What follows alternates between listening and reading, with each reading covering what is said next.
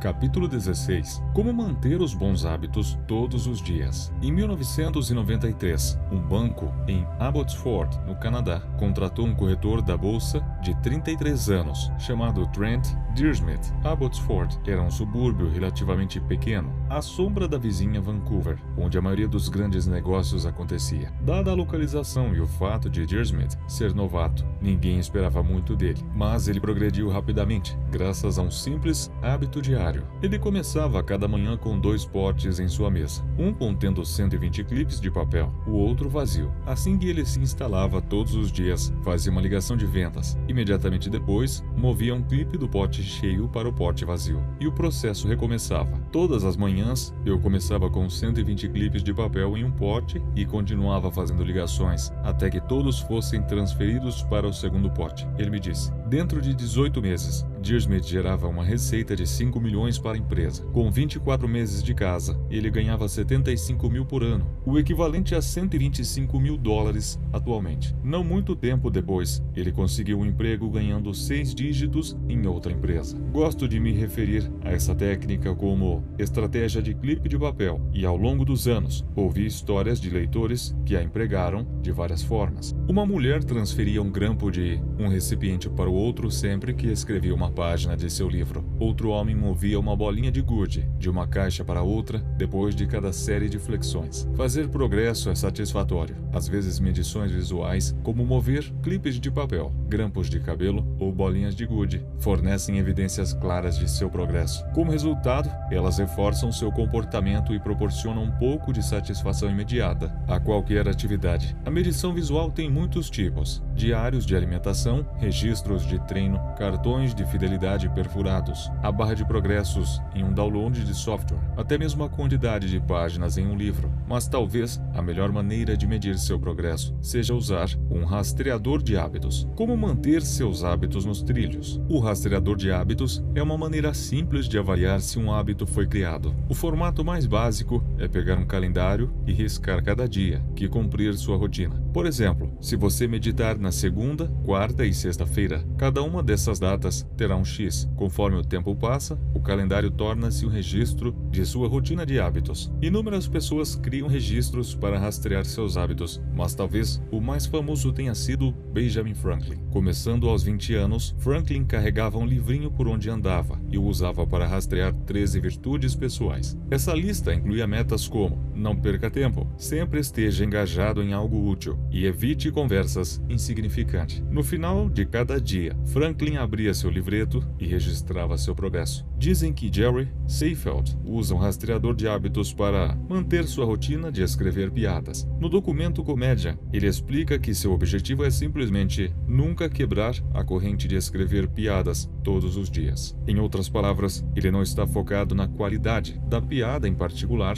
ou no quanto se sente inspirado. Seu único foco é apenas estar presente e aumentar sua corrente. Não quebre a corrente. É um mantra poderoso. Não quebre a corrente de ligações de venda e você construirá uma carteira de negócio de sucesso. Não quebre a corrente de exercícios e entrará em forma mais rápido do que pensa. Não quebre a corrente de criar todos os dias e acabará com um portfólio impressionante. O rastreamento de hábitos é um método poderoso, pois potencializa múltiplas leis da mudança de comportamento. Ele torna ao mesmo tempo o comportamento claro, atraente e satisfatório. Vamos detalhar cada um desses benefícios. Benefício 1. O rastreamento de hábitos é claro. Registrar sua última ação estabelece um gatilho que pode iniciar a próxima. O rastreamento de hábitos cria naturalmente uma série de sinais visuais, como um X no seu calendário ou na lista de refeições em seu diário de alimentação. Ao olhar para o calendário e perceber a corrente, você será lembrado a agir novamente. Pesquisas mostram que as pessoas que rastreiam seu progresso em metas como perder peso, parar de fumar e baixar a pressão arterial têm mais chances de melhorar do que aquelas que não o fazem. Um estudo com mais de 1.600 pessoas descobriu que aquelas que mantinham um diário de alimentação perdiam o dobro do peso daquelas que não o faziam. O simples ato de rastrear um comportamento pode desencadear o desejo de mudá-lo. O rastreamento de hábitos também o mantém honesto. A maioria de nós tem uma visão distorcida do próprio comportamento. Achamos que agimos melhor do que de fato agimos. A meditação proporciona uma maneira de superar nossa cegueira em relação ao nosso comportamento e perceber o que realmente está acontecendo todos os dias. Um olhar para os clipes de papel no pote e você imediatamente sabe quanto esforço está ou não depositando. Quando a evidência está bem na sua frente, é menos provável que minta para si mesmo. Benefício número 2. O rastreamento de hábitos é atraente. A forma mais eficaz de motivação é o progresso. Quando identificamos um sinal de que estamos avançando, ficamos mais motivados a continuar nesse caminho. Assim, o rastreamento de hábitos tem um efeito viciante na motivação. Cada pequena vitória alimenta seu desejo. Isso pode ser particularmente poderoso em um dia ruim, quando você está se sentindo para baixo. É fácil esquecer todo o progresso já feito. O rastreamento de hábitos fornece uma prova visual de seu trabalho árduo, um lembrete sutil do quanto já conquistou. Além disso, o quadrado vazio no calendário todas as manhãs o motiva a começar, porque você não quer perder todo o seu progresso, quebrando a corrente. Benefício número 3. O rastreamento de hábitos é satisfatório. Esse é o benefício mais crucial de todos. O rastreamento pode se tornar sua própria forma de recompensa. É satisfatório riscar um item de sua lista de afazeres, concluir uma série de ficha de treino ou marcar um X no calendário. É bom ver os resultados crescerem, o tamanho do seu portfólio de investimentos, a extensão do manuscrito de seu livro. E se a sensação for agradável, você tem mais chances de seguir em frente. O rastreamento do hábito também ajuda a se concentrar na meta. Você está focado no processo e não no resultado. Você não está obcecado em conquistar um abdômen sarado. Está apenas tentando manter a corrente viva e se tornar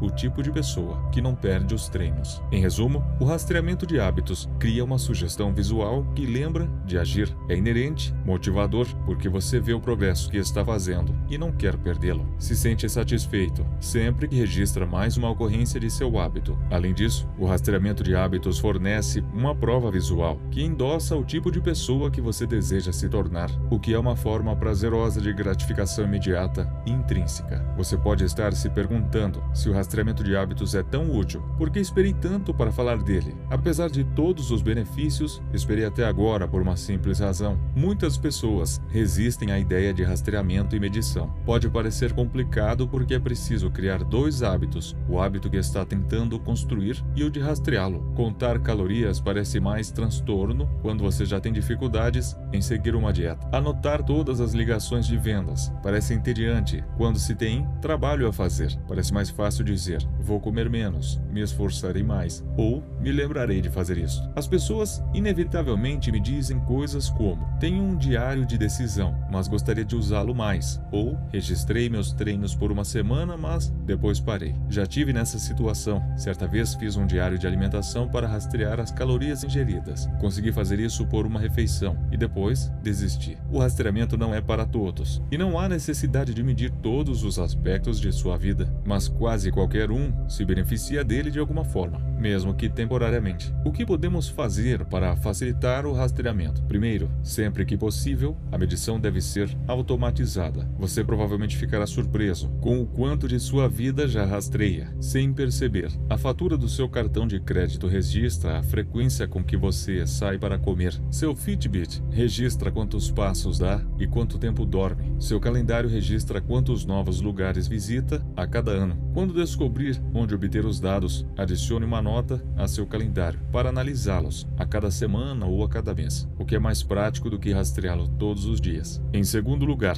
o rastreamento manual deve ser limitado a seus hábitos mais importantes. É melhor rastrear consistentemente um hábito do que esporadicamente 10. Finalmente, registre cada medida imediatamente após o hábito. A conclusão do comportamento é o estímulo para anotá-lo. Essa abordagem permite combinar o método de empilhamento de hábitos mencionado no capítulo 5 e o rastreamento de hábitos. Depois que desligar o telefone de uma ligação de vendas, vou mover um clipe de papel. Depois que terminar cada série na academia, registrarei meu diário de treino. Depois de colocar meu prato no lava-louças, anotarei o que comi. Essas táticas facilitam o rastreamento de seus hábitos, mesmo que não seja o tipo de pessoa que gosta de registrar comportamentos. Acredito que achará algumas semanas de medições muito perspicaz. É sempre sempre interessante ver como realmente gasta seu tempo. Vale lembrar, cada corrente de hábito termina em algum momento. E mais importante do que qualquer medição única é ter um bom plano para quando seus hábitos saírem dos trilhos. Como se recuperar rapidamente ao quebrar os hábitos? Não importa o quanto você seja coerente com seus hábitos, é inevitável que a vida o faça quebrá-los em algum momento. Não existe perfeição. Em pouco tempo, uma emergência surgirá. Você fica doente, precisa viajar a trabalho, ou sua família precisa de um pouco mais de seu tempo. Sempre que isso acontece comigo, tento me lembrar de uma regra simples: nunca quebre um hábito 2 vezes. Se eu quebrar o hábito por um dia, tento retomá-lo o mais rápido possível. Faltar a um treino acontece, mas não vou perder 2 em seguida. Talvez eu coma uma pizza inteira, mas continuarei com alimentação saudável. Não posso ser perfeito, mas posso evitar um segundo lapso. Assim que uma corrente é quebrada, começo uma nova. O primeiro erro nunca é o que leva tudo por água abaixo. É a espiral de erros repetidos que se segue. Quebrar um hábito uma vez é um acidente. 2 vezes é o começo de um novo hábito. Essa é uma característica que distingue vencedores de perdedores. Qualquer pessoa pode ter um desempenho ruim,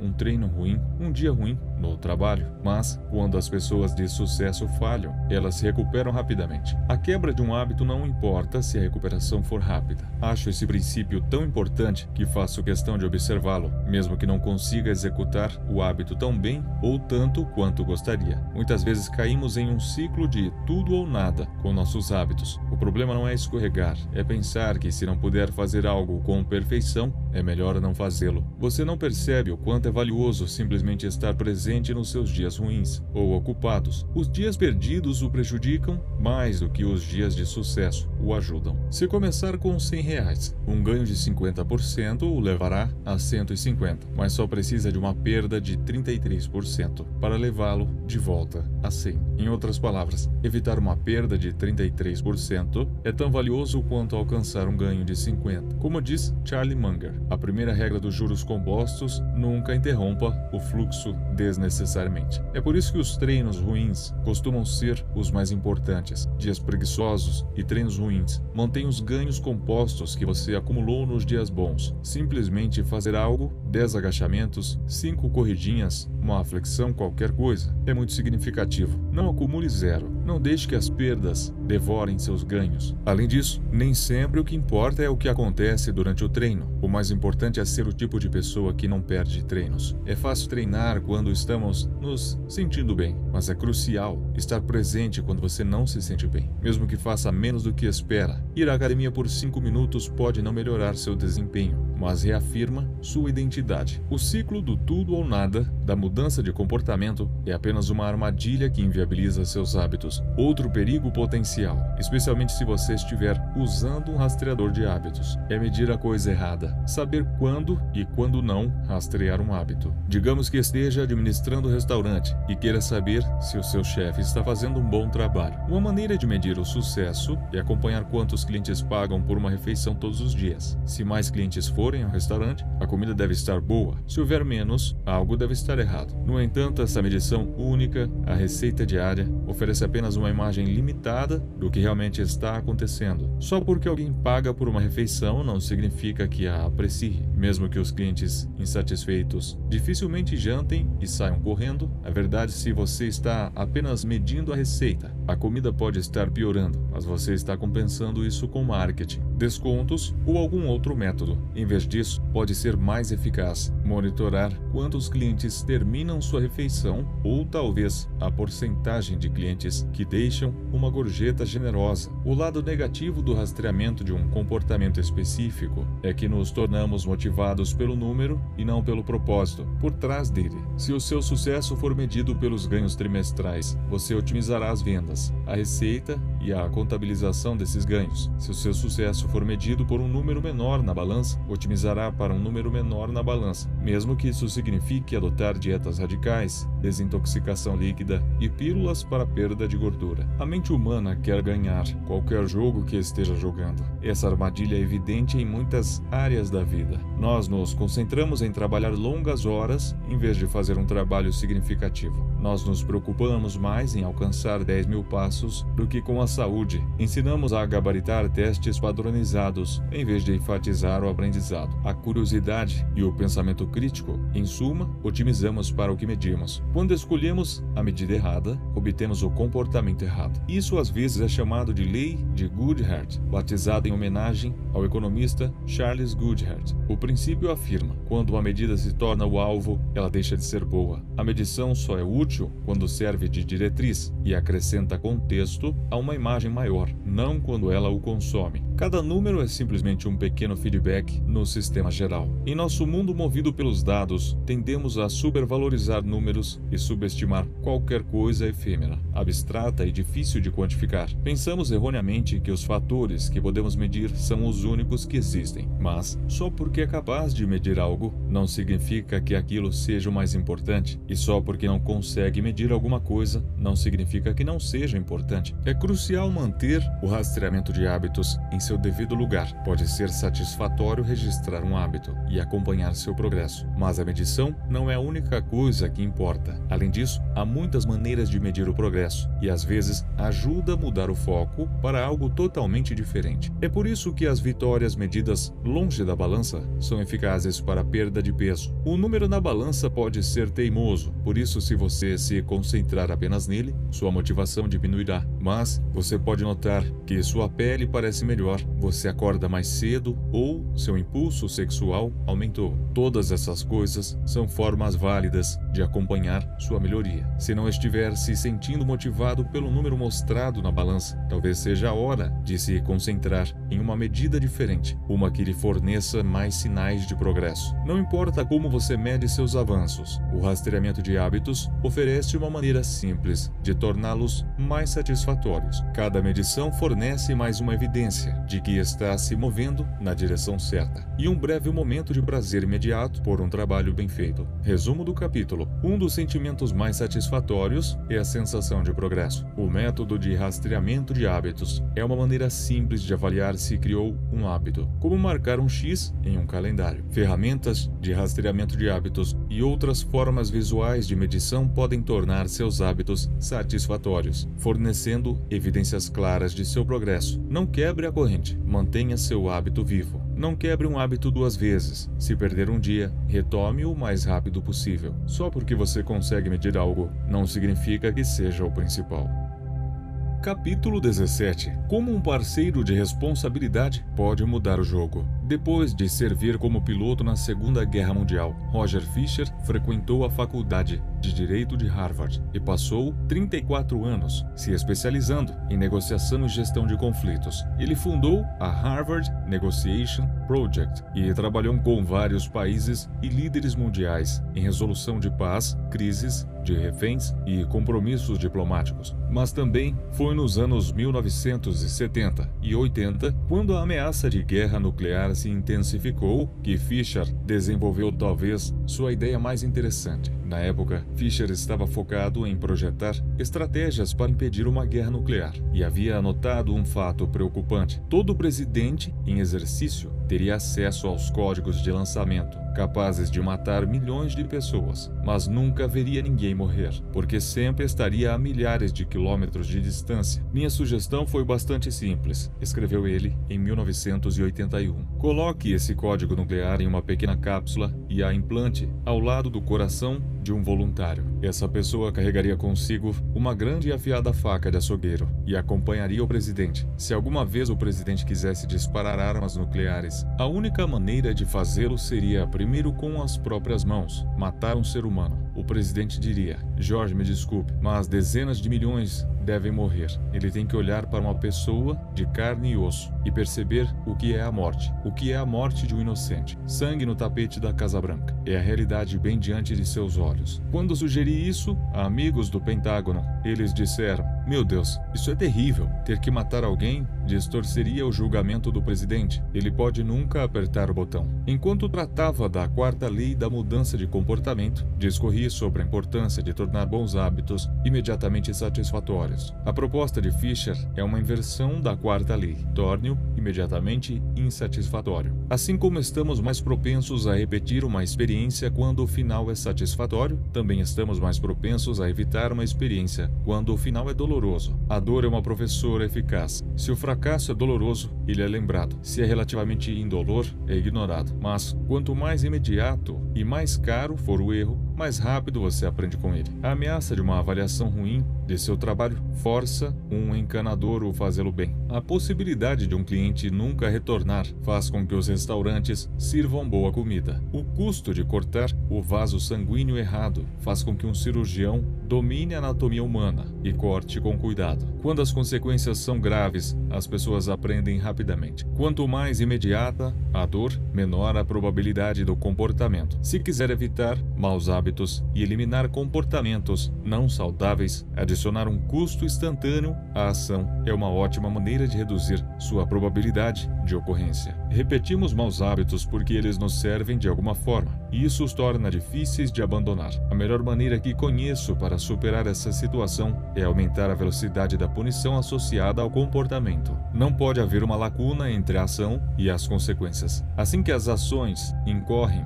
em uma consequência imediata, o comportamento começa a mudar. Os clientes pagam suas contas no prazo quando são cobradas multas por atraso. Os alunos comparecem às aulas quando sua nota está vinculada à frequência. Superamos inúmeros obstáculos para evitar um pouco de dor imediata. Obviamente há um limite para isso. Se você confiará na punição para mudar o comportamento, então a força da punição deve corresponder à força relativa do comportamento que ela está tentando corrigir. Para ser produtivo, o custo da procrastinação deve ser maior que da ação. Para ser saudável, o custo da preguiça deve ser maior que o do exercício. Ser multado por fumar em um restaurante ou por não reciclar acrescenta consequência a uma ação. O comportamento só muda se a punição for dolorosa o suficiente e aplicada de maneira consistente. Em geral, quanto mais local, tangível, concreta e imediata a consequência, maior a probabilidade de influenciar o comportamento individual. Quanto mais global, intangível, vaga e tardia a consequência, menor é a probabilidade de influenciar o comportamento individual. Felizmente, há uma maneira direta de adicionar um custo imediato a qualquer mau hábito: criar um contrato de hábito. O contrato de hábito. A primeira lei a respeito do uso de cinto de segurança foi aprovada em Nova York em 1º de dezembro de 1984. Na época, apenas 14% das pessoas nos Estados Unidos usavam regularmente o cinto de segurança, mas isso estava prestes a mudar. Dentro de 5 anos, mais da metade do país tinha leis obrigando o uso do cinto de segurança. Hoje, usar cinto de segurança é obrigatório por lei em 49 de seus 50 estados. E não é apenas a legislação. O número de pessoas que usa cinto de segurança também mudou drasticamente. Em 2016, mais de 88% dos norte-americanos usavam cinto de segurança toda vez que entravam em um carro. Em pouco mais de 30 anos, houve uma reversão completa nos hábitos de milhões de pessoas. Leis e regulamentos são um exemplo de como o governo pode mudar nossos hábitos, criando um contrato social. Como sociedade, concordamos coletivamente em obedecer a certas regras e aplicá-las como grupo. Sempre que uma nova legislação impacta o comportamento, leis do cinto de segurança, proibição de fumar dentro de restaurantes, reciclagem obrigatória, é um exemplo de contrato social que molda nossos hábitos. O grupo concorda em agir de uma determinada maneira, e se você se desviar, será punido. Assim como os governos usam leis para responsabilizar os cidadãos, você pode criar um contrato de hábitos para se manter responsável. Um contrato de hábitos é um acordo verbal ou escrito em que você declara seu compromisso com um hábito em particular e a punição que ocorrerá se não o cumprir. Assim, encontre uma ou duas pessoas para agir como suas parceiras de responsabilidade e assinar o contrato com você. Brian Harris, um empresário de Nashville, Tennessee, foi a primeira pessoa que vi colocar essa estratégia em ação. Logo após o nascimento de seu filho, Harris percebeu que queria perder alguns quilos. Ele escreveu um contrato de hábito entre ele, sua esposa e seu personal trainer. A primeira versão dizia: o objetivo número 1 de Brian para o primeiro trimestre de 2017 é começar a comer corretamente de novo para que se sinta melhor, tenha uma aparência melhor e seja capaz de atingir sua meta de longo prazo de chegar a 100 quilos com 10% de gordura corporal. Abaixo dessa afirmação, Harris traçou um roteiro para alcançar seu resultado ideal. Fase 1. retome uma dieta restrita a carboidratos de absorção lenta. Fase 2. Inicie um programa estrito de rastreamento de macronutrientes. Fase 3. Refine e mantenha os detalhes de sua dieta e programa de exercício. Finalmente, ele registrou cada um dos hábitos diários que o levaria a seu objetivo. Por exemplo, anotar todos os alimentos que consumir todo o dia e se pesar diariamente. Em seguida, ele descreveu a punição caso falhasse. Se Brian não cumprir esses 2 itens, a seguinte consequência será aplicada: terá que se vestir formalmente todos os dias para o trabalho e todo domingo de manhã pelo resto do trimestre. Vestir-se formalmente é definido como não usar jeans, camisetas, moletons ou shorts. Ele também dará a Joey, seu treinador, $200 para usar como quiser, se deixar de anotar um dia no diário de alimentação. No final da página, Harris, sua esposa e seu treinador assinaram o contrato. Minha reação inicial foi que um contrato como esse parecia excessivamente formal e desnecessário, especialmente as assinaturas. Mas Harris me convenceu de que a assinatura de contrato era uma indicação de seriedade. Sempre que pulo esta parte, ele disse, começo a afrouxar quase imediatamente. 3 meses depois, após atingir suas metas, Harris aprimorou seus objetivos. As consequências também ficaram mais graves. Se ele descumprisse suas metas de ingestão de carboidratos e proteínas, teria que pagar ao treinador $100. E se ele não conseguisse se pesar, teria que dar $500 à sua esposa para usar como ela quisesse. E talvez o mais doloroso, se ele se esquecesse de executar as corridas curtas, teria que se vestir formalmente para o trabalho todos os dias e usar o boné do Alabama Crimson pelo resto do trimestre, um velho rival de seu amado Tigers. A estratégia funcionou, com a esposa e o treinador atuando como parceiros de responsabilidade e com o contrato de hábitos esclarecendo exatamente o que fazer a cada dia. Harris perdeu peso. Para tornar os maus hábitos insatisfatórios, sua melhor opção é torná-los dolorosos no momento. Criar um contrato de hábito é uma maneira simples de fazer exatamente isso. Mesmo se você não quiser criar um contrato de hábito formal, ter apenas um parceiro de responsabilidade já é útil. A comediante Margaret escreve uma piada ou música todos os dias. Ela faz o desafio, música por dia, com um amigo, o que ajuda os dois a se responsabilizarem. Saber que alguém está observando é um poderoso motivador. Você fica menos propenso a procrastinar ou desistir, porque há um custo imediato. Se não cumprir o combinado, talvez essa pessoa veja como indigno de confiança ou preguiçoso. Você não está apenas deixando de cumprir suas promessas a si mesmo, mas também falhando em cumprir suas promessas para os outros. Esse processo pode ser automatizado. Thomas Frank, o empresário de Boulder, Colorado, acorda às 5h55 todas as manhãs, e se não o fizer,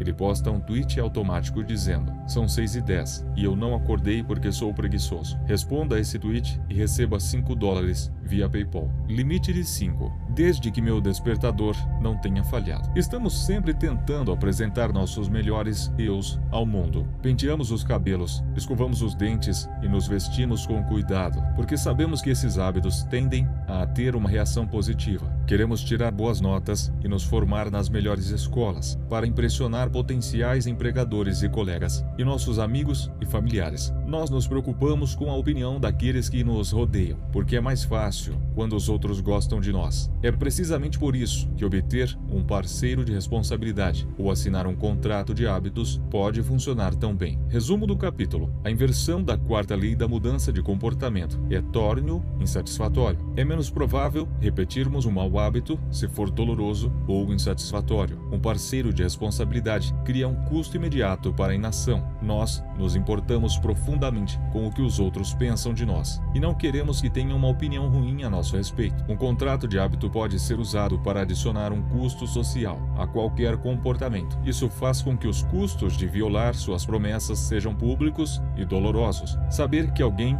o observa é um poderoso motivador. Como criar um bom hábito? A primeira lei: torne-o claro. Preencha a avaliação dos hábitos. Anote seus hábitos atuais para se conscientizar deles. Use as intenções de implementação. Eu irei, comportamento, as, hora, em, local. Use o empilhamento de hábitos. Depois de hábito atual, eu irei, novo hábito. Redesenhe seu ambiente. Torne os estímulos dos bons hábitos óbvios e visíveis. A segunda lei: torne-o atraente. Use o empacotamento de tentações. Pareie uma ação que quer fazer com uma que precisa ser feita. Junte-se a uma corrida cultura em que seu comportamento desejado seja o padrão. Crie um ritual de motivação. Faça algo que goste imediatamente antes de um hábito difícil. A terceira lei: torne-o fácil. Reduza a resistência. Diminua o número de passos entre você e seus bons hábitos. Adeque o ambiente. Prepare seu ambiente para facilitar as ações futuras. Domine o momento decisivo. Otimize as pequenas escolhas que produzem um impacto descomunal. Use a regra dos 2 minutos. Reduza a dimensão de seus hábitos até que possam ser feitos em 2 minutos ou menos. Automatize seus hábitos. Invista em tecnologia e compras únicas que fixem comportamentos futuros. A quarta lei: torne-o satisfatório. Use reforços. Recompense-se imediatamente quando concluir seu hábito. Transforme fazer nada em algo agradável. Ao evitar um mau hábito, crie uma maneira de enxergar os benefícios. Use um rastreador de hábitos. Acompanhe a duração dos hábitos e não quebre a corrente. Nunca quebre um hábito 2 vezes. Quando quebrar um hábito, certifique-se de voltar aos trilhos imediatamente. Como se livrar de um mau hábito? Inversão da primeira lei. Reduza a exposição. Remova os estímulos de seus maus hábitos do ambiente. Inversão da segunda lei. Torne-o desinteressante. Reestruture sua atitude mental. Ressalte os benefícios de evitar seus maus hábitos. Inversão da terceira lei. Torne-o difícil. Aumente a resistência. Aumente o número de passos entre você e seus maus hábitos. Use um dispositivo de compromisso. Restrinja suas escolhas futuras àquelas que o beneficiam. Inversão da quarta lei. Torne-o insatisfatório. Arrume um parceiro de responsabilidade. Peça alguém para observar seu comportamento. Crie um contrato de hábitos. Torne os custos de seus hábitos públicos e dolorosos.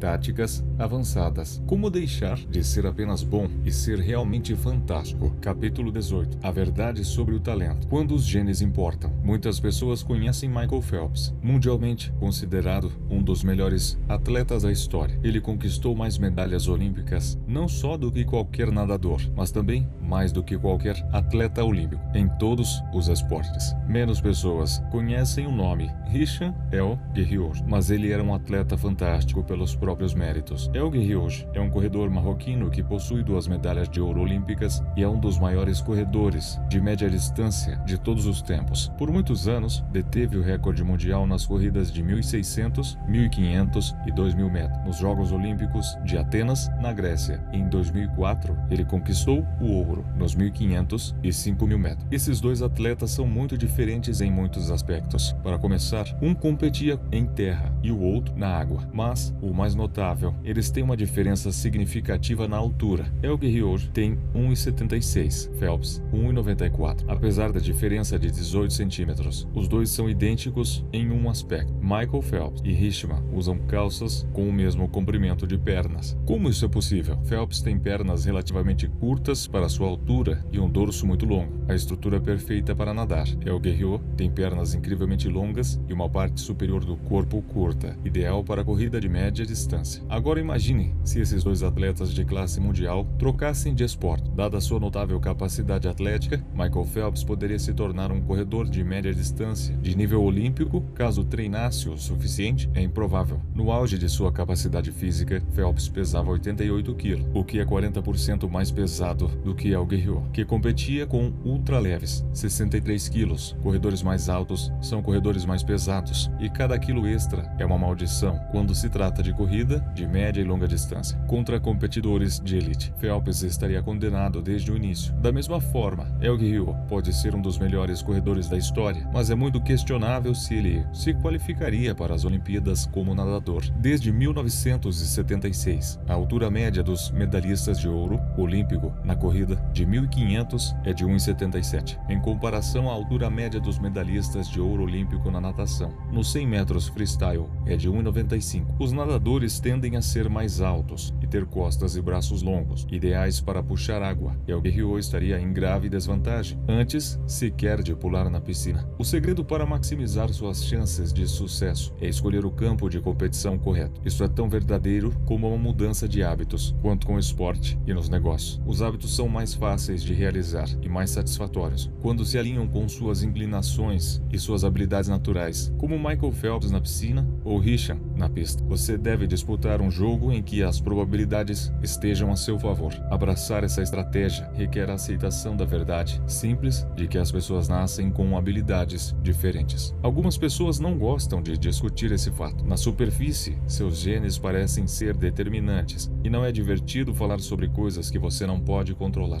Além disso, frases como determinismo biológico fazem parecer que certos indivíduos estão destinados ao sucesso e outros fadados ao fracasso. Mas essa é uma visão míope da influência dos genes no comportamento. A força da genética também é sua fraqueza. Os genes não podem ser facilmente alterados, o que significa que eles fornecem uma vantagem poderosa em circunstâncias favoráveis e uma série de desvantagens em circunstâncias desfavoráveis. Se quiser enterrar uma bola de basquete, ter 2,13 de altura é muito útil. Se deseja realizar uma coreografia de ginástica, ter 2,13 é um enorme impedimento. Nosso ambiente determina a adequação de nossos genes e a utilização de nossos talentos naturais. Quando nosso ambiente muda, o mesmo acontece com as qualidades que determinam o sucesso. Isso é verdade não apenas para as características físicas, mas também para as mentais. Sou inteligente quando se trata de hábitos e comportamentos humanos, não muito quando se trata de tricô, propulsão de foguetes ou acordes de violão. A competência é altamente dependente do contexto. As pessoas no topo de qualquer campo competitivo não são apenas bem treinadas, são também adequadas para a tarefa. E é por isso que, se você quer ser realmente grande, selecionar a área certa em que se concentrar é crucial. Resumindo, os genes não determinam seu destino, eles determinam suas áreas de oportunidades. Como observa o médico Gabor, os genes podem predispor, mas não predeterminam. As áreas para as quais você é geneticamente predisposto ao sucesso são aquelas em que os hábitos são mais propensos a serem satisfatórios. A chave é direcionar seu esforço para as áreas que tanto o empolgam quanto combinam com suas habilidades naturais, para alinhar sua ambição à sua capacidade. A pergunta óbvia é: como descubro onde as probabilidades estão a meu favor? Como identifico as oportunidades e os hábitos certos para mim? O primeiro lugar para procurar uma resposta é entender sua personalidade. Como sua personalidade influencia seus hábitos? Seus genes operam nos bastidores de todos os hábitos, na verdade, por trás de cada comportamento. Demonstrou-se que os genes influenciam tudo, desde o número de horas que você passa assistindo à televisão, sua probabilidade de se casar ou se divorciar, até sua tendência a ficar dependente de drogas, álcool ou nicotina. Há um forte comportamento genético em como você é obediente ou rebelde ao enfrentar autoridades, o quanto você é vulnerável ou resistente a eventos estressantes, o quanto você costuma ser proativo ou reativo, e até como se sente cativado ou entediado. Durante experiências sensoriais, como assistir a um show, como me contou Robert Plomey, o geneticista comportamental da King's College em Londres, estamos no ponto em que paramos de testar para ver se os traços têm um componente genético, porque não conseguimos encontrar um único que não seja influenciado por nossos genes. Agrupado, seu conjunto único de traços genéticos predispõe uma personalidade particular. Sua personalidade é o conjunto de características consistente de situação para situação. A análise científica mais comprovada dos traços de personalidade é conhecida como os 5 grandes, que os divide em 5 espectros de comportamento. Abertura para a experiência, de curioso e inventivo em um lado, para cauteloso e consistente no outro. Conscienciosidade, de organizado e eficiente para descontraído e espontâneo. Extroversão, de extrovertido e energético até solitário e reservado. Você provavelmente conhece como extrovertido versus introvertido. Afabilidade, de amigável e compassivo a desafiador e desapegado. Neuroticismo, de ansioso e sensível a confiante, calmo e estável. Todos os 5 traços da personalidade têm bases biológicas. A extroversão, por exemplo, pode ser rastreada desde o nascimento. Quando cientistas fazem um barulho alto no berçário, alguns bebês se voltam para o ruído, enquanto outros se afastam. Quando os pesquisadores rastrearam essas crianças ao longo da vida, descobriram que os bebês se voltavam para o barulho tiveram maior probabilidade de crescer e se tornar extrovertido. Aqueles que se afastaram foram mais propensos a se tornar introvertidos. As pessoas com alta afabilidade são gentis, atenciosas e calorosas. Elas também tendem a ter níveis naturalmente mais altos de ocitocina, um hormônio que desempenha um papel importante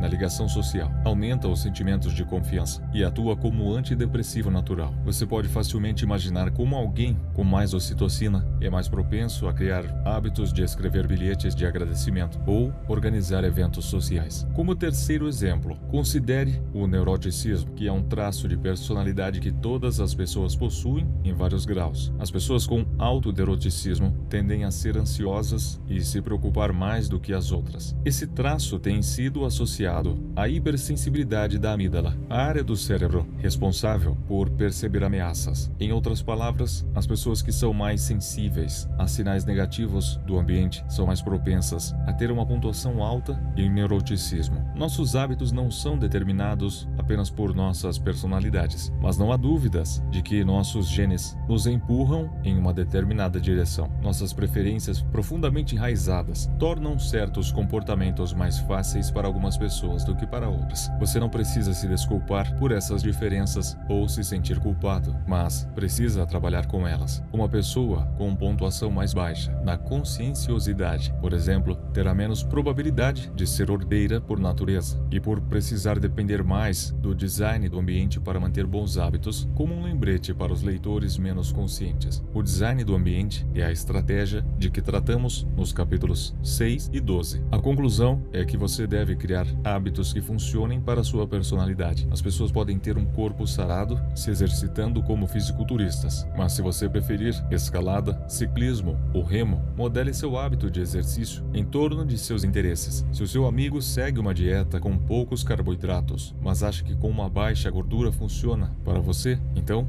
melhor para você. Se quiser ler mais, não se sinta envergonhado. Se preferir romances tórridos à não ficção, leia o que mais o atrai. Você não precisa criar hábitos que todos dizem para criar. Escolha o hábito que melhor lhe convier, não o mais popular. Existe uma versão de cada hábito que pode lhe proporcionar alegria e satisfação. Encontre-a. Os hábitos precisam ser agradáveis, se você quiser que eles durem. Essa é a ideia central por trás da quarta lei. Adaptar seus hábitos à sua personalidade é um bom começo, mas esse não é o fim da história. Vamos voltar nossa atenção para encontrar e projetar situações em que você tenha uma vantagem natural. Como encontrar um jogo em que as probabilidades estão a seu favor? Aprender um jogo em que as probabilidades estejam a seu favor é fundamental para manter a motivação e se sentir bem-sucedido. Em teoria, você precisa desfrutar de quase tudo. Na prática, é mais provável que aproveite as coisas que são mais fáceis para você. Pessoas talentosas em uma determinada área tendem a ser mais competentes nessa área e costumam ser elogiadas por fazer um bom trabalho. Elas se sentem energizadas porque estão progredindo onde outros falham e porque são recompensadas com melhores salários e maiores oportunidades, o que não só as torna mais felizes, mas também as impulsiona a produzir um trabalho de qualidade ainda maior. É um ciclo virtuoso. Escolha o hábito certo e o progresso é fácil. Escolha o hábito errado e a vida será uma luta. Como você escolhe o hábito certo? O primeiro passo é algo que abordamos na terceira lei: torne-o fácil. Em muitos casos, quando as pessoas escolhem o hábito errado, isso significa simplesmente que escolheram um hábito muito difícil. Quando um hábito é fácil, é mais provável que você tenha sucesso. Quando é bem sucedido, é mais provável que se sinta satisfeito. No entanto, existe outro nível a considerar. Em longo prazo, se continuar avançando e melhorando, qualquer área pode se tornar um desafio. Em algum momento, você precisa ter certeza de que está no jogo certo para seu conjunto de habilidades. Mas como você descobre isso? A abordagem mais comum é a tentativa e erro. Claro, há um problema com essa estratégia. A vida é curta, não há tempo para experimentar todas as carreiras, namorar todos os solteiros ou tocar todos os instrumentos. Felizmente, há uma maneira eficaz de gerenciar esse enigma, e é conhecido como paradoxo exploração-extração. No início de uma nova atividade deve haver um período de exploração. Nos relacionamentos é chamado de namoro, na faculdade é chamado de graduação, nos negócios é chamado de teste de divisão. O objetivo é testar muitas possibilidades, pesquisar uma ampla gama de ideias e lançar uma ampla rede. Após esse período inicial de exploração, mude seu foco para a melhor solução encontrada, mas continue experimentando ocasionalmente. O equilíbrio adequado depende se está ganhando ou perdendo. Se estiver ganhando, você extrai. Extrai.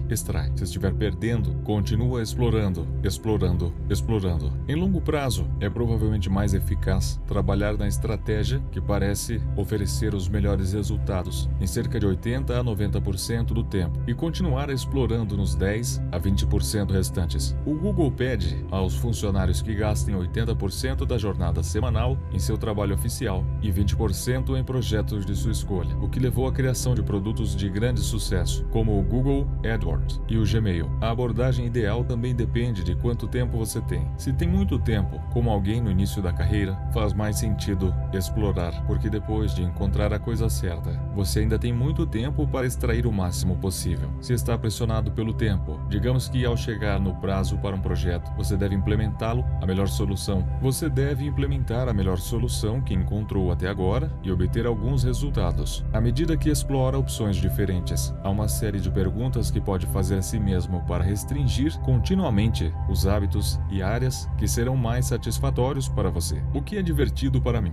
mas representa trabalho para os outros. O maior sinal de que você é talhado para uma tarefa não é se a ama, mas se é capaz de lidar com a dor da tarefa com mais facilidade do que a maioria das pessoas. Quando você se diverte enquanto outras pessoas estão reclamando, o trabalho que machuca menos do que aos outros é o melhor para você. O que me faz perder a noção do tempo. Fluxo é um estado mental em que você entra quando está tão concentrado na tarefa que o resto do mundo desaparece. Essa mistura de felicidade e desempenho máximo é o que os atletas e os artistas experimentam quando estão no fluxo. É quase impossível experimentar um estado de fluxo e não achar a tarefa satisfatória, pelo menos em algum grau, onde obtenho maiores retornos do que a maioria. Estamos continuamente nos comparando com aqueles que nos rodeiam, e um comportamento é mais provável de ser satisfatório quando a comparação está a nosso favor. Quando comecei a escrever nesse site jamesclear.com, minha lista de e-mails cresceu muito rápido. Eu não tinha certeza do que estava fazendo, mas sabia que os resultados pareciam vir rápido para mim em comparação a meus colegas, o que me motivou a continuar escrevendo. O que é natural para mim. Por apenas um momento, ignore o que lhe foi ensinado. Ignore o que a sociedade lhe disse. Ignore o que os outros esperam de você. Olhe dentro de si e pergunte: o que é natural para mim? Quando me sinto vivo? Quando me senti como um verdadeiro eu, sem qualquer julgamento interno ou preocupação em agradar os outros, sem dúvidas ou autocrítica, apenas sentimentos de engajamento e prazer. Sempre que se sentir autêntico e genuíno, você está indo na direção certa. Para ser honesto, parte desse processo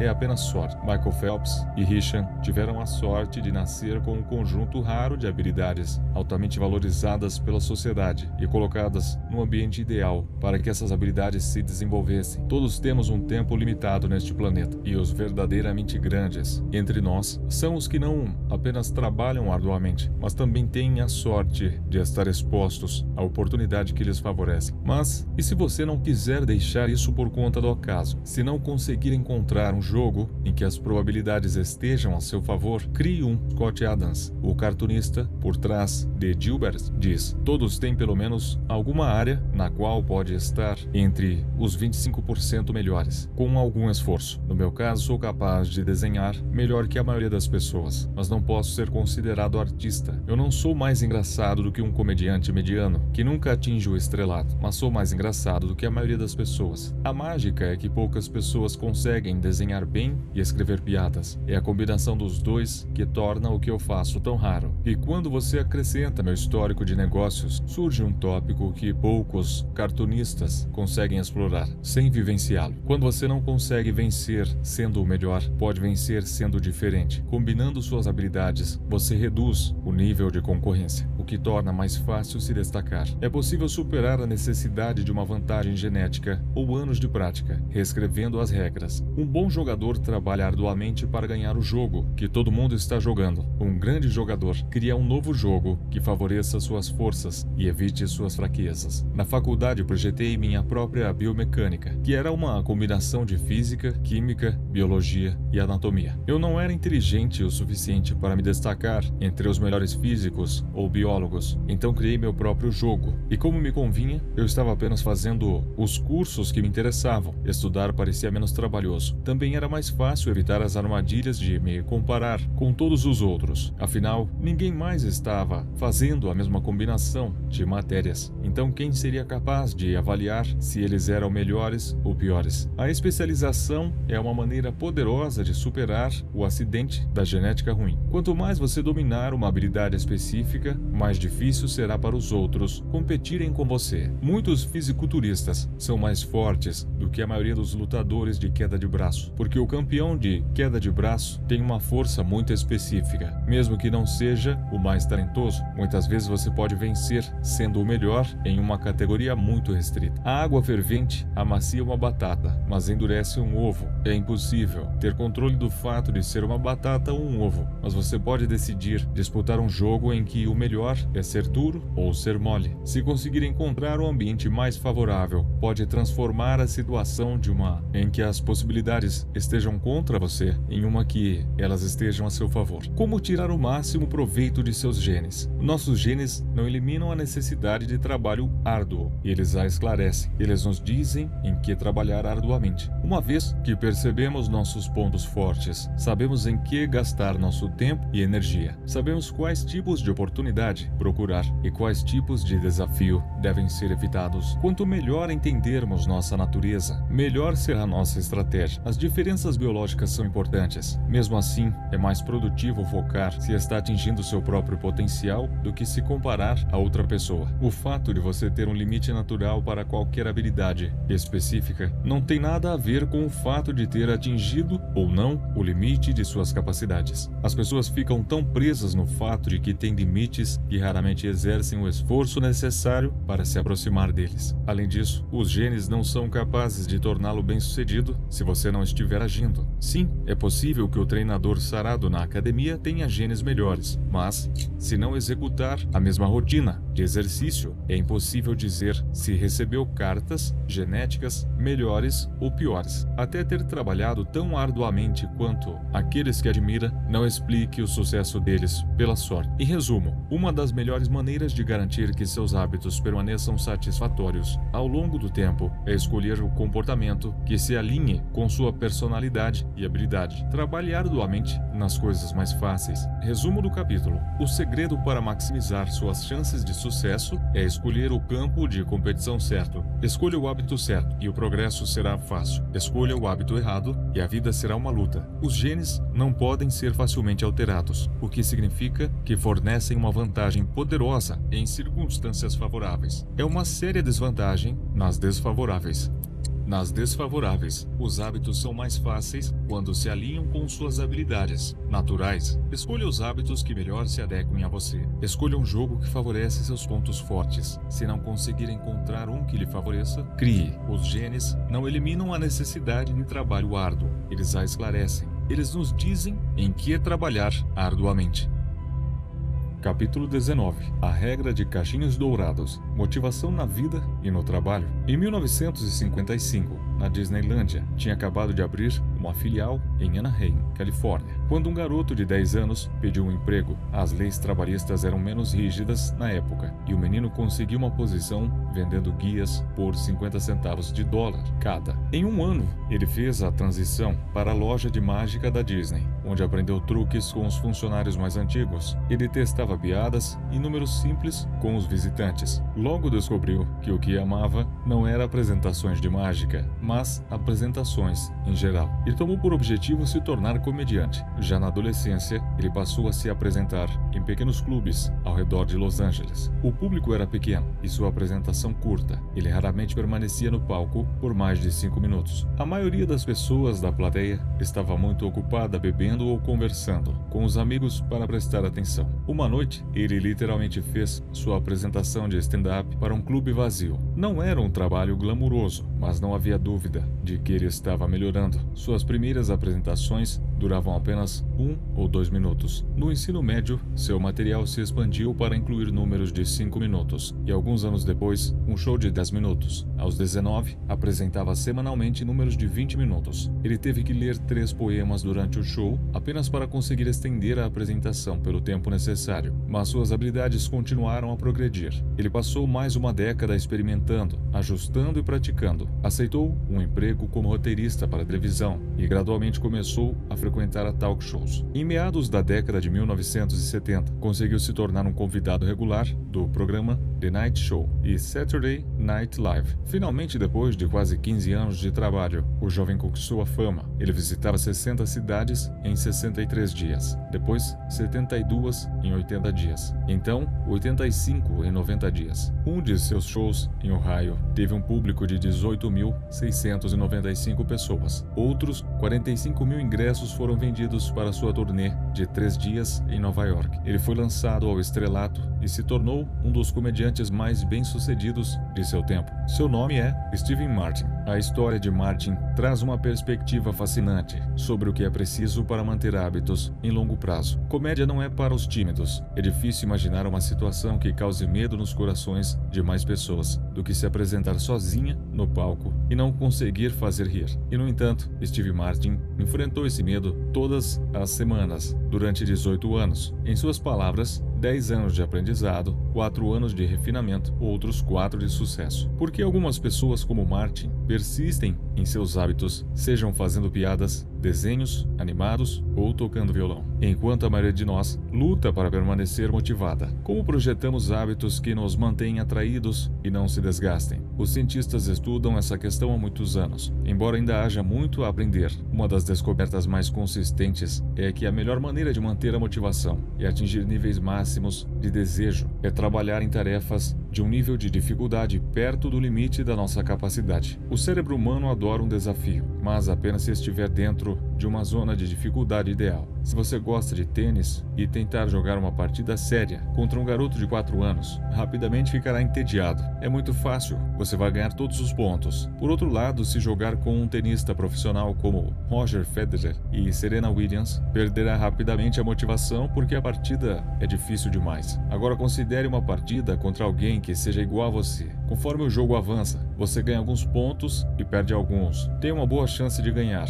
mas só se realmente se esforçar. Seu foco aumenta, as distrações desaparecem e você se vê totalmente investido na tarefa que tem em mãos. Esse é um desafio de dificuldade no limite da sua capacidade. É um excelente exemplo da regra de cachinhos dourados. A regra de cachinhos dourados afirma que os humanos experimentam a motivação máxima quando trabalham em uma tarefa que estão bem no limite das suas habilidades, não muito difíceis, não muito fáceis. Na medida, a carreira de comediante de Martin é um excelente exemplo da regra de cachinhos dourados. Na prática, a cada ano, ela expandia o tempo de sua apresentação cômica, mas apenas em 1 minuto ou 2. Ele estava sempre adicionando material novo, mas também mantinha algumas piadas que garantiam risadas. Houve apenas vitórias suficientes para mantê-lo motivado, erros suficientes para mantê-lo trabalhando com afinco. Quando você está começando um hábito, é importante manter o comportamento o mais fácil possível para que continue com ele, mesmo com as condições imperfeitas. Essa é a ideia que abordamos em detalhes ao discutir a terceira lei da mudança de comportamento. Uma vez que um hábito tenha sido estabelecido, é importante continuar avançando em pequenos passos. Essas pequenas melhorias e novos desafios mantêm você engajado.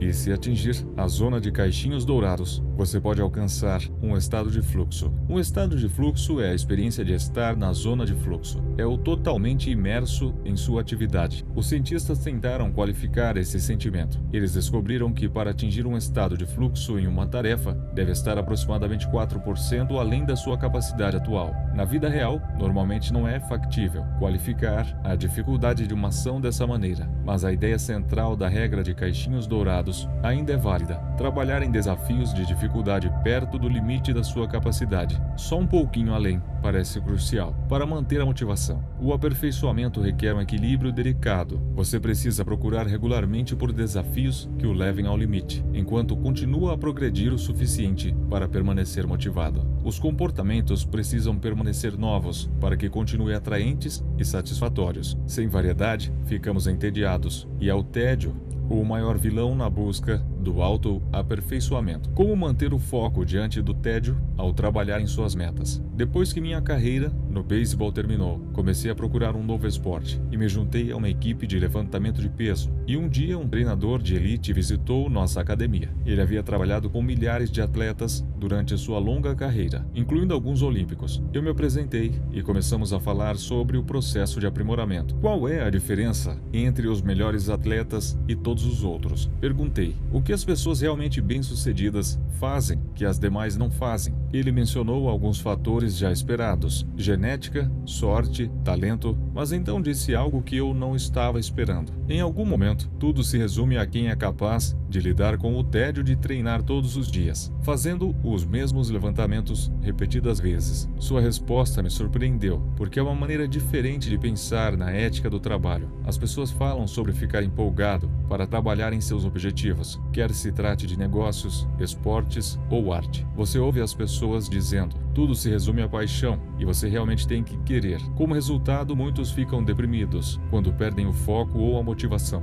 porque pensam que as pessoas de sucesso têm uma reserva ilimitada de paixão. Mas esse treinador estava dizendo que as pessoas realmente bem-sucedidas sentiam a mesma falta de motivação que todos. A diferença é que eles encontravam uma maneira de continuar, apesar do tédio. Maestria requer prática, mas quanto mais você pratica alguma coisa, mais chata e rotineira ela se torna. Depois de conquistados os ganhos iniciais e sabermos o que esperar, nosso interesse começa a desaparecer. Às vezes acontece até mais rápido que isso. Tudo o que você precisa fazer é ir à academia alguns dias seguidos ou publicar algumas postagens regulares em seu blog, que deixar um dia de lado não parecerá nada demais. As coisas estão indo bem. É fácil racionalizar, tirar um dia de folga porque você está bem. A maior ameaça ao sucesso não é o fracasso, é o tédio. Ficamos entediados com hábitos porque eles param de nos proporcionar prazer. O resultado é esperado. E como nossos hábitos se tornam comuns, começamos a sabotar o progresso em busca de novidades. Talvez seja por isso que acabamos presos em um ciclo interminável, saltando de um treino para o próximo, uma dieta para a próxima, uma ideia de negócio para a próxima. Assim que sentimos o mínimo de declínio na motivação, procuramos uma nova estratégia, mesmo que a anterior ainda funcione. Como observou Machiavelli, os homens desejam a novidade de tal maneira que aquelas que estão indo bem desejam tanto a mudança quanto as que estão se saindo mal. Talvez seja por isso que muitos dos produtos formadores de hábitos sejam os que fornecem formas contínuas de novidade. Os videogames fornecem novidade visual, a pornografia sexual, junk foods fornecem novidade culinária. Cada uma dessas experiências oferece elementos contínuos de surpresa. Em psicologia, isso é conhecido como recompensa variável. Máquinas de caça-níqueis são o exemplo mais comum. Um jogador consegue um jackpot de vez em quando, mas não em um intervalo previsível. O ritmo das recompensas varia. Essa variação leva ao maior pico de dopamina, recorre à memória e acelera a formação de hábitos. Recompensas variáveis não criam a paixão. Isto é, você não pode oferecer uma recompensa em que as pessoas não estão interessadas em um intervalo variável e esperar que mudem de ideia, mas são uma maneira poderosa de ampliar a paixão que já vivenciamos porque reduz o tédio. O ponto inicial da paixão ocorre em uma divisão 50 por 50, entre sucesso e fracasso. Metade do tempo você consegue o que quer, na outra metade não. É preciso ganhar apenas o suficiente para sentir a satisfação e querer apenas o bastante para sentir o desejo. Esse é um dos benefícios de seguir a regra de cachinhos dourados. Se você já está interessado em um hábito, trabalhar em desafios de dificuldade só um pouquinho além das suas capacidades é uma boa maneira de manter as coisas interessantes. É claro que nem todos os hábitos têm um componente de recompensa variável, e não gostaríamos que fosse assim. Se o Google fornecesse apenas um resultado de pesquisa útil em determinados momentos, eu mudaria para um concorrente rapidamente. Se a Uber só aceitasse metade das minhas viagens, duvido que eu continuasse a usar o serviço. E se passasse o fio dental todos os dias e só às vezes ficasse com a boca limpa, acho que deixaria para lá. Sejam as recompensas variáveis ou não, nenhum hábito será interessante para sempre. Em algum momento todos enfrentamos o mesmo desafio na jornada do autoaprimoramento. Você tem que se apaixonar pelo tédio. Todos nós temos metas que gostaríamos de alcançar e sonhos que gostaríamos de realizar. Mas não importa o que você está tentando melhorar, se só fizer o trabalho quando for conveniente e empolgante, nunca será será consistente o bastante para alcançar resultados notáveis. Posso garantir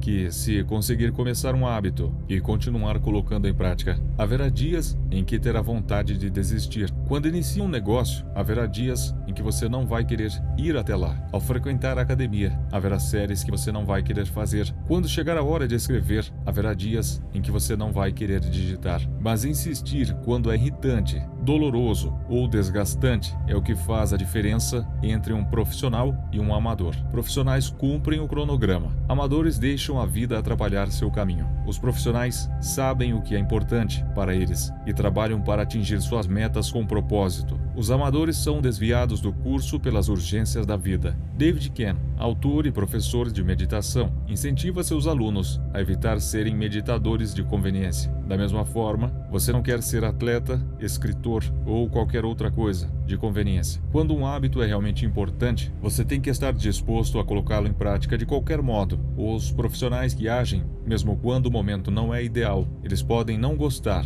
mas encontram uma maneira de fazer o que tem que ser feito. Houve muitas séries de exercícios que eu não queria terminar, mas nunca me arrependi de ter cumprido o treino. Montes de artigos que não tinha vontade de escrever, mas nunca me arrependi de publicá-los no prazo. Houve muitos dias em que me senti com vontade de relaxar, mas nunca me arrependi de ter comparecido e trabalhado em algo que fosse importante para mim. A única maneira de se tornar excelente é ser infinitamente fascinado por fazer a mesma coisa repetidas vezes. Você tem que se apaixonar pelo tédio. Resumo do capítulo. A regra de caixinhos dourados afirma que os seres humanos experimentam a motivação máxima quando trabalham em áreas que estão perto do limite de suas habilidades. A maior ameaça ao sucesso não é o fracasso, mas o tédio. À medida que os hábitos se tornam rotineiros, tornam-se menos interessantes e menos satisfatórios. Ficamos entediados. Qualquer um pode trabalhar com afinco quando se sente motivado. É a capacidade de continuar, mesmo quando o trabalho não é empolgante, que faz a diferença. Os profissionais cumprem o cronograma. Os amadores deixam a vida atrapalhá-los.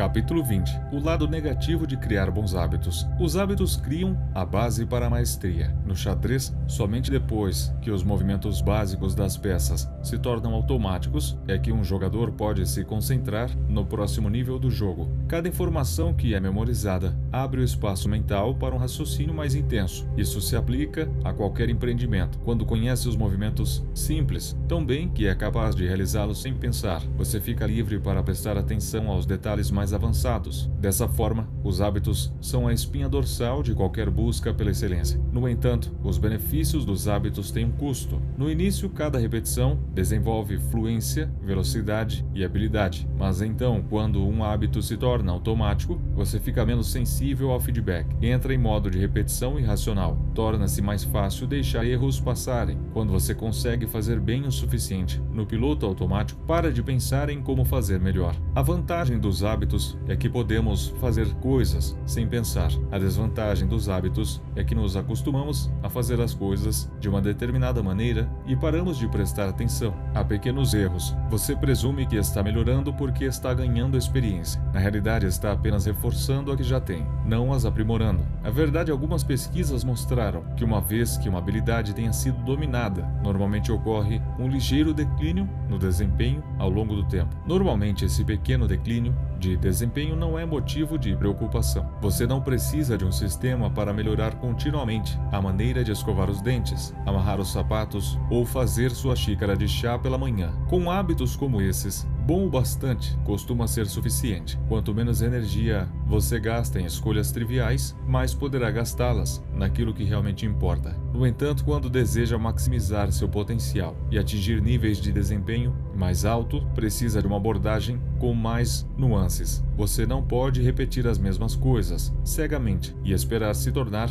excepcional. Hábitos são necessários, mas não são o suficientes para a maestria. É preciso uma combinação de hábitos automáticos e prática deliberada. Para se tornar excepcional, certas habilidades precisam se tornar automáticas. Os jogadores de basquete precisam ser capazes de driblar sem pensar antes de conseguir avançar para arremessos com a mão não dominante. Os cirurgiões precisam repetir a primeira incisão tantas vezes que possam fazê-la com olhos fechados, para que se concentrem nas centenas de variáveis que surgem durante a cirurgia. Mas depois de um hábito ser dominado, é preciso retomar a parte penosa da tarefa e começar a construir o próximo. Maestria é um processo estreito de foco e um pequeno elemento de sucesso, repetindo-o até que você interiorize a habilidade e então usar o novo hábito como base para avançar para a nova fronteira de seu desenvolvimento. As tarefas antigas ficam mais fáceis na segunda vez, mas não ficam mais fáceis no geral, porque agora você se concentra no próximo desafio. Cada hábito desbloqueia o próximo nível de desempenho.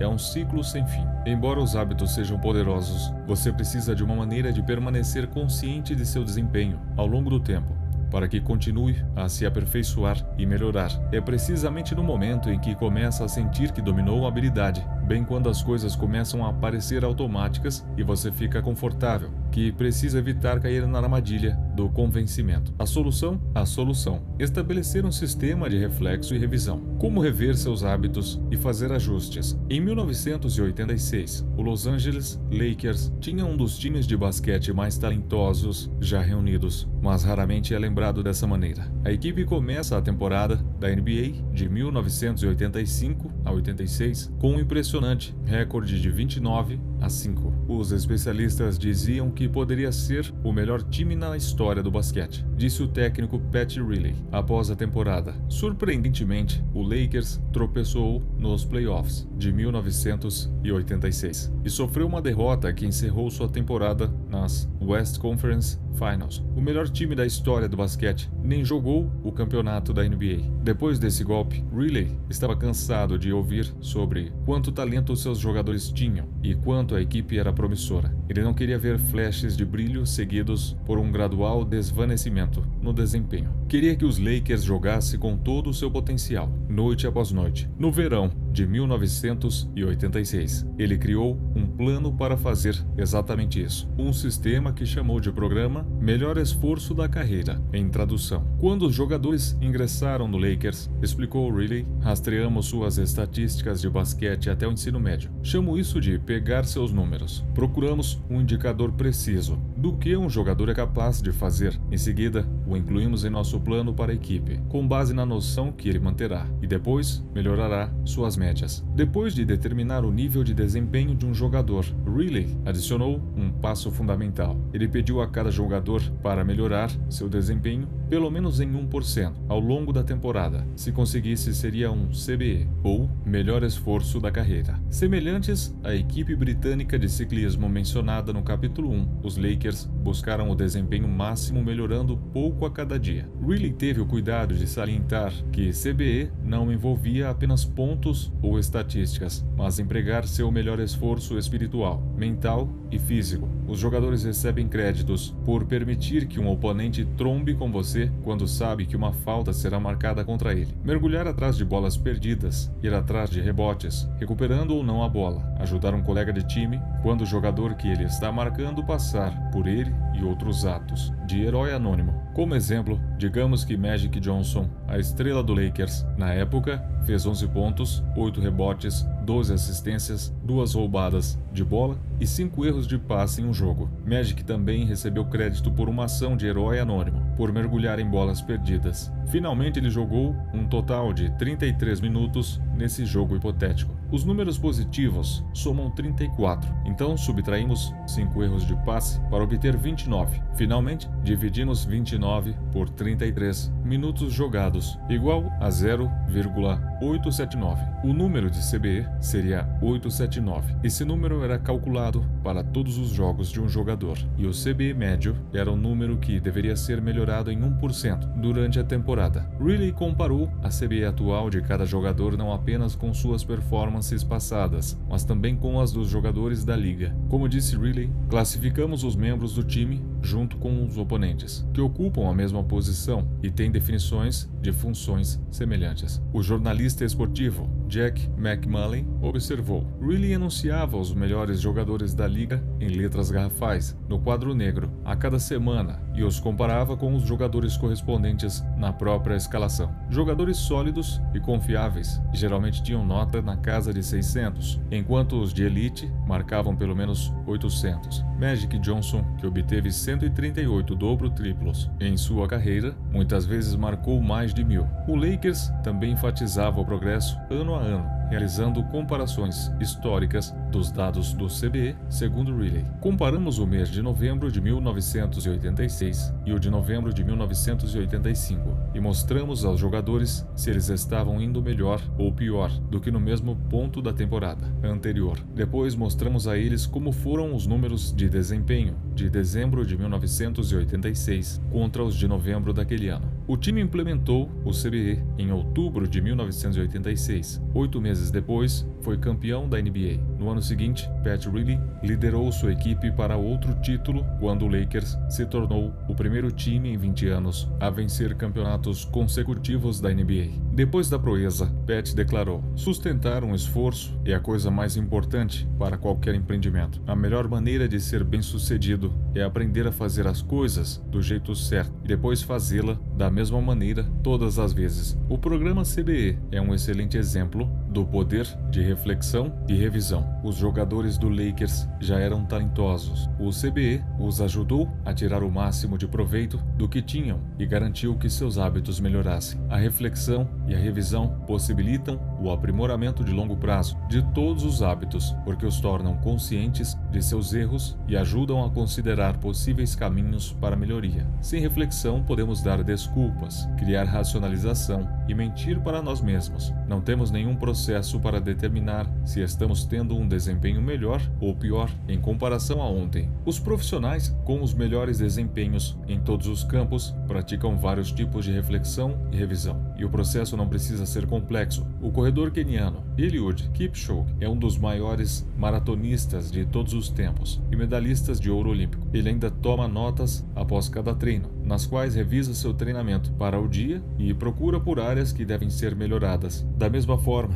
a nadadora e medalhista de ouro Kate Ledeck registra seu bem-estar em uma escala de 1 a 10 e inclui notas sobre sua nutrição e qualidade de sono. Ela também registra os tempos obtidos por outros nadadores. No fim de cada semana, o treinador repassa suas anotações e acrescenta seus comentários. E não são apenas os atletas. Quando o comediante Chris Rock está preparando material novo, primeiro se apresenta em pequenas casas noturnas, dezenas de vezes e testa centenas de piadas. Leva consigo um bloco de anotações para o palco e registra as partes que foram bem e as partes que precisam de ajustes. As melhores piadas formaram a espinha dorsal de seu novo show. Conheço executivos e investidores que mantêm um diário de decisão, no qual registram as principais decisões que tomam a cada semana, por que as fizeram e qual é o resultado esperado. Eles revisam suas escolhas no final de cada mês ou ano para ver onde acertaram e onde erraram. O aprimoramento não envolve apenas aprender hábitos, também exige ajustes constantes. A reflexão e a revisão garantem que você gaste seu tempo com as coisas certas e faça as correções de curso sempre que necessário, como fez Pat Riley ao ajustar o esforço de seus jogadores. Todas as noites, você não quer continuar praticando um hábito se ele se tornar ineficaz. Pessoalmente, utilizo 2 modos primários de reflexão e revisão. Todo mês de dezembro, faço uma revisão anual, em que reflito sobre o ano anterior. Avalio meus hábitos para o ano, contando quantos artigos publiquei, quanto de exercício pratiquei, quantos novos lugares visitei e muito mais. Então reflito sobre o meu progresso, ou a falta dele, respondendo a 3 perguntas: o que correu bem este ano, o que não correu bem este ano, o que aprendi. 6 meses depois, faço um relatório de integridade. Como todo mundo, cometo muitos erros. Meu relatório de integridade me ajuda a perceber onde errei e me motiva a retomar meu curso. Esse tempo é meu momento de revisar meus valores fundamentais e avaliar se tenho vivido de acordo com eles. É quando reflito sobre minha identidade e como posso trabalhar para ser o tipo de pessoa que desejo me tornar. Meu relatório de integridade anual responde a 3 perguntas: Quais são os valores fundamentais que impulsionam minha vida e meu trabalho? Como eu estou vivendo e trabalhando com integridade agora? Como posso definir um padrão mais alto no futuro? Esses 2 relatórios não tomam muito tempo, apenas algumas horas por ano, mas são períodos cruciais de refinamento. Eles impedem o declínio gradual que acontece quando não presto muita atenção. Fornecem um lembrete anual para revisar minha identidade desejada e considerar como meus hábitos estão me ajudando a ser o tipo de pessoa que gostaria de ser. Indicam quando devo melhorar meus hábitos e assumir novos desafios, e quando devo focar meus esforços e me concentrar nos fundamentais. A reflexão também gera um senso de perspectiva. Os hábitos diários são poderosos por causa da forma como se acumulam, mas se preocupar demais com todas as escolhas diárias é como se olhar em um espelho bem de frente. Verá cada imperfeição e perderá a visão geral. Há muito feedback. Por outro lado, nunca revisar seus hábitos é como nunca olhar no espelho. Você não está ciente das falhas facilmente corrigíveis. Manchas em sua camisa, restos de comida em seus dentes. Há pouco feedback. A reflexão e revisão periódicas são como se ver no espelho de uma distância normal. Você vê as mudanças importantes que devem ser feitas sem perder de vista o todo. O objetivo é ver a cordilheira e não ficar obcecado com cada pico do vale. Finalmente, a reflexão e revisão são o momento ideal para revisitar os aspectos mais importantes da mudança de comportamento, a identidade. Como abandonar as crenças que o amarram? No começo, repetir um hábito é essencial para criar evidências de uma identidade desejada. Entretanto, à medida que você se apega a essa nova identidade, essas mesmas crenças podem impedi-lo de atingir o próximo nível de crescimento. Ao trabalhar contra você, sua identidade cria um tipo de orgulho que o incentiva a negar seus pontos fracos e o impede de crescer de verdade. Essa é uma das maiores desvantagens de criar hábitos. Quanto mais sagrada uma ideia for para nós, isto é, quanto mais profundamente estiver ligada à nossa identidade, mais fortemente a defenderemos contra a crítica. Isso se aplica a todos os setores. A professora que ignora os métodos de ensino inovadores e se atém a seus planos de aula, testados e aprovados, o gerente veterano que, empenhado em fazer as coisas à sua maneira, o cirurgião que rejeita as ideias dos colegas mais jovens, a banda que produz um primeiro álbum de arrasar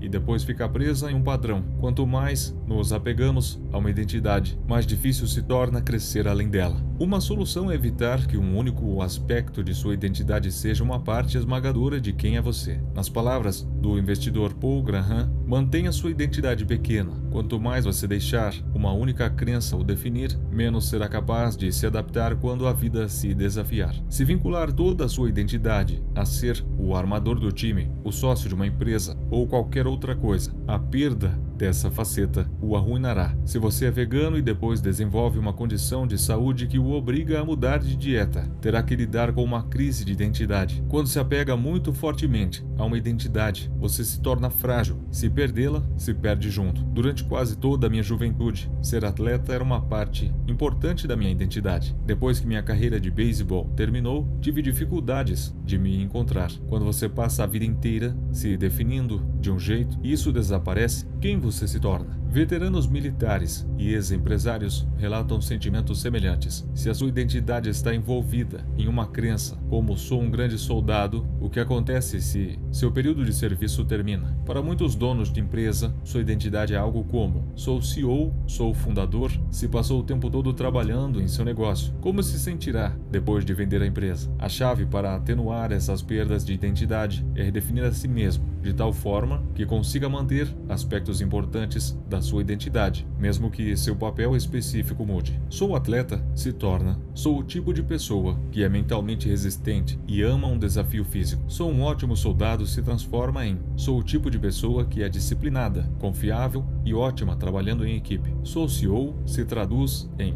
sou o tipo de pessoa que constrói e cria coisas. Quando escolhida de forma eficaz, uma identidade é flexível e não frágil. Como a água fluindo por um obstáculo, sua identidade trabalha junto com as circunstâncias em transformação e não contra elas. A seguinte citação do Tao Te Ching, condensa perfeitamente essas ideias. Os homens nascem macios e elásticos, mortos eles são rígidos e duros. As plantas nascem tenras e flexíveis, mortas são secas e frágeis. Assim, quem for rígido e inflexível é um discípulo da morte. Quem for gentil e flexível é um discípulo da vida. O duro e rígido será quebrado, o suave e flexível irá prevalecer. Lao Tzu. Os hábitos trazem inúmeros benefícios, mas as desvantagens é que podem nos prender em nossos padrões anteriores de pensamento e ação. Mesmo quando o mundo estiver mudando ao nosso redor, tudo é impermanente. A vida está em constante mudança, então é preciso avaliar periodicamente se os velhos hábitos e crenças ainda servem a contento. A falta de autoconsciência é um veneno. A reflexão e revisão são o antídoto. Resumo do capítulo. A vantagem dos hábitos é que podemos fazer coisas sem pensar. A desvantagem é que deixamos de prestar atenção aos pequenos erros. Hábitos mais prática deliberada igual maestria. A reflexão e revisão são processos que permitem a você permanecer consciente de seu desempenho ao longo do tempo. Quanto mais nos apegamos a uma identidade, mais difícil se torna crescer além dela. Conclusão. O segredo dos resultados duradouros. Existe uma parábola grega antiga, conhecida como o paradoxo de Sócrates, que fala sobre o efeito que uma pequena ação tem quando é suficientemente repetida. Uma formulação do paradoxo é a seguinte: uma moeda torna uma pessoa rica. Se você desse uma pilha de 10 moedas a uma pessoa, você não diria que ela é rica, mas e se adicionasse outra e outra e outra? Em algum momento você terá que admitir que uma moeda é capaz de tornar alguém rico, ou ninguém seria. Podemos dizer o mesmo sobre os hábitos atômicos. Uma pequena mudança pode transformar sua vida? É improvável que sim, mas se você fizer mais uma, e outra, em algum momento terá que admitir que sua vida foi transformada por uma pequena mudança. O santo graal da mudança de hábitos não é uma melhoria de 1%, mas 1000 delas. É um monte de hábitos atômicos se acumulando, cada um deles uma unidade fundamental do sistema como um todo. No início, pequenas melhorias parecem sem sentido porque são diluídas pelo peso do sistema. Assim como uma moeda não o vai enriquecer, uma mudança positiva, como medir por 1 minuto ou ler uma página por dia, provavelmente não terá uma diferença perceptível. No entanto, gradualmente, à medida que você continua a acumular pequenas alterações, umas sobre as outras, a balança da vida começa a se deslocar. Cada melhoria é como adicionar um grão de areia ao lado positivo da balança, inclinando lentamente as coisas a seu favor. No devido tempo, se você persistir, atinge o ponto de virada. De repente parece mais fácil praticar bons hábitos, o peso do sistema está trabalhando para você e não contra. Ao longo deste livro, analisamos dezenas de fim da história de pessoas com alta performance. Conhecemos medalhistas de ouro olímpicos, artistas premiados, líderes empresariais, médicos, salvadores de vidas e comediantes famosos que usaram a ciência dos pequenos hábitos para dominar seu ofício e se lançar ao topo de seu caminho da atuação. Cada uma das pessoas, equipes e empresas mencionadas enfrentou diferentes circunstâncias, mas progrediu mesmo assim, comprometendo-se com melhorias pequenas, sustentáveis e incessantes. O sucesso não é uma meta a ser alcançada, nem uma linha de chegada a ser cruzada. É um sistema para melhoria, um processo infinito para se aperfeiçoar. No capítulo 1, eu disse: se está tendo problemas para mudar seus hábitos, o problema não é você, mas seu sistema. Maus hábitos se repetem de novo e de novo, não porque você não queira mudar, mas porque você usa o sistema errado para a mudança. No momento que você se aproxima do final deste livro, espero que o oposto seja verdadeiro. Com as 4 leis da mudança de comportamento, você tem um conjunto de ferramentas e estratégias a serem usadas para criar sistemas e hábitos melhores. Às vezes, um hábito será difícil de lembrar e você precisará torná-lo claro. Outras, não sentirá vontade de começar e precisará torná-lo atraente. Em muitos casos, pode achar que um hábito será muito difícil e precisará torná-lo fácil. Às vezes, vai ter problemas em persistir e precisará torná-lo satisfatório. Esse é um processo contínuo. Não há linha de chegada, não há solução permanente. Sempre que quiser melhorar, experimente alternar as 4 leis da mudança de comportamento até encontrar o próximo obstáculo. Torne-o claro, torne-o atraente, torne-o fácil, torne-o satisfatório. De novo e de novo. sempre procurando a próxima maneira de conseguir 1% de melhoria. O segredo para obter resultados duradouros é nunca parar de fazer melhorias. É notável o que é possível construir se simplesmente não desistir. É impressionante o ramo de atividade que é capaz de desenvolver se não parar de trabalhar. É notável o corpo que consegue conquistar se não parar de treinar. É impressionante o conhecimento que é capaz de acumular se não parar de aprender. É notável a fortuna que consegue construir se não parar de economizar. É impressionante as amizades que é capaz de cultivar se não parar de se importar. Pequenos hábitos não se somam, eles se multiplicam. Esse é o poder dos hábitos atômicos. Faça pequenas mudanças, obtenha resultados impressionantes.